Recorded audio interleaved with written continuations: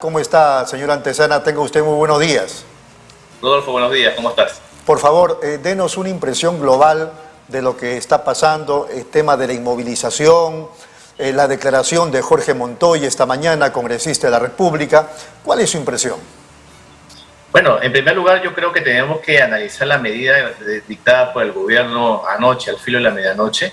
Yo creo que es una medida torpe, desproporcionada, inconstitucional, que en vez de generar tranquilidad a la población, lo que está haciendo es generar una serie de reacciones negativas y que va a repercutir negativamente en la reputación de este gobierno, que ya está bastante golpeado.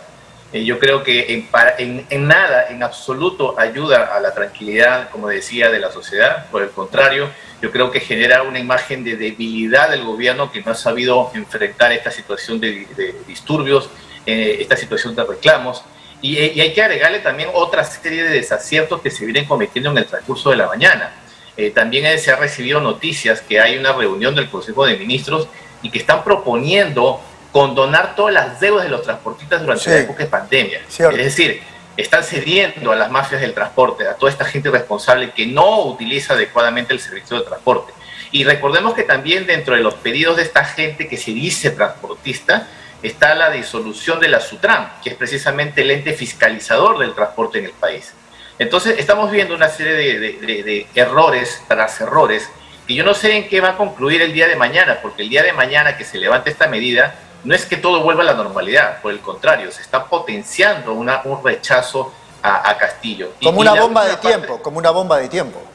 Sí, exactamente, es una bomba de tiempo que va a estallar y no solamente en Lima. Es más, es bastante torpe haber tomado esta medida solamente en Lima y dejado que el resto del país esté funcionando. O sea, ¿qué pasa? En Lima, en Junín, en Huancayo, entonces no pasa nada, no pasó nada en estos días. El mensaje es bastante torpe, insisto. Ahora, y por último, en la última parte que decía Rodolfo, las declaraciones de Montoya, bueno, ¿qué podemos esperar del señor Montoya? Yo creo que también el señor Montoya pareciera que le quiere hacer competencia en algún momento Castillo por la serie de torpezas que declara. Esta frase discriminatoria, despectiva de los cerros, que no sé qué significa que los cerros, no sé, los cerros que vive gente delincuente, que viaja a la ciudad. Pero digo yo,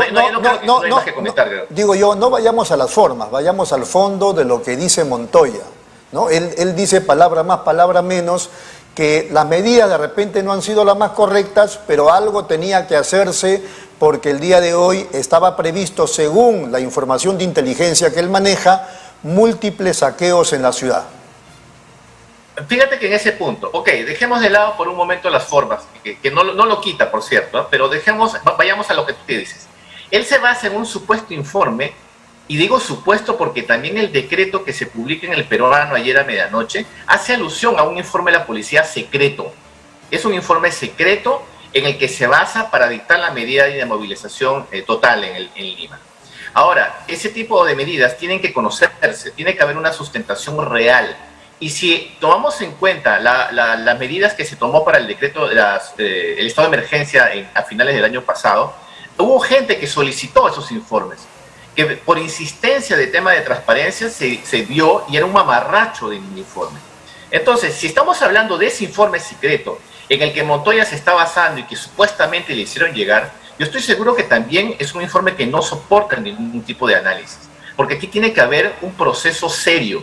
Y en la policía, recordemos también, Rodolfo, que se han estado cambiando las cabezas a cada rato, por conveniencia, porque no se han perseguido a esta gente de los delincuentes del grupo de Junín, no se ha perseguido a Bruno Pacheco, a los sobrinos.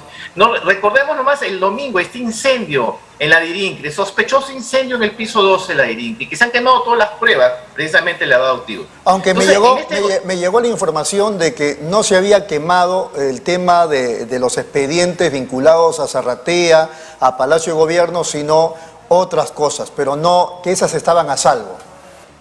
Ver para creer, Rodolfo, ver para creer. Como te digo, en este momento, ya en 8 meses de gobierno, yo creo que la credibilidad de este gobierno está por los suelos. Entonces, lamentablemente, eso es lo que estamos viviendo en este momento. Pero no deja de llamar mi atención, señor Antezana, el hecho de que quien ha promovido la vacancia, el presidente Castillo, ahora digamos que está casi de acuerdo con la jefatura del Estado. ¿Te refieres a Montoya? A Montoya. Lo que pasa es que, como decía hace un momento, el señor Montoya ha tenido un comportamiento bastante, no sé, variante. No tiene una serie de soporte real que digamos que sustente que es un político que puede considerarse de una oposición. Muchos de sus argumentos han sido estrictamente emocionales, muchos de sus argumentos no han podido convencer al resto del Parlamento. Si tú me dijeras que es un político medido, que es un político justo, que está en el lado correcto de la gobernabilidad, pero no, muchas veces en el tema de la vacancia han sido simplemente un tema estrictamente emocional, como te decía, y por eso es que tampoco ha prosperado en el Congreso. Ha debido enfocarse en temas más técnicos, en temas que realmente ameritaran una acusación constitucional y no directamente la vacancia. Por ejemplo, la situación que estamos viviendo en este momento pudiera ameritar una acusación constitucional. E inclusive, si hubiese impedido el desarrollo de las actividades del Congreso esta mañana, que felizmente no se le ocurrió, ahí hubiese cometido también un 5 de abril como sucedió hace muchos años. De acuerdo, de acuerdo. Muy bien, señor Antezana, ha sido muy amable, muchas gracias y seguimos en contacto. A ti, Rodolfo, un abrazo. Un abrazo. Ha sido nada menos que Miguel Antezana de la Universidad Católica.